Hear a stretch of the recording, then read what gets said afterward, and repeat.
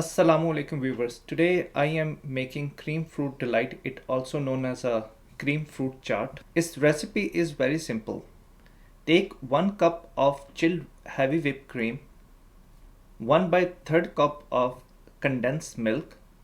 If you don't have a condensed milk available, you can use 4 tablespoons powdered sugar. Use hand mixer or a stand mixer.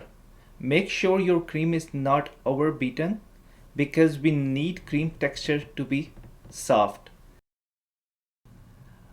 I beat the cream for 30 seconds and then I turn off the machine.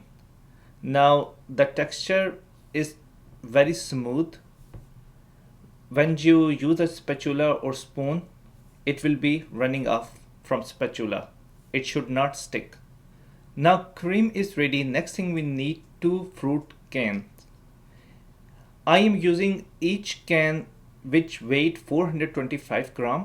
If you don't want to use the canned fruit, you can use fresh fruits as well. Now pour the cream into the bowl and mix it well. After mixing cream with fruit, taste it once.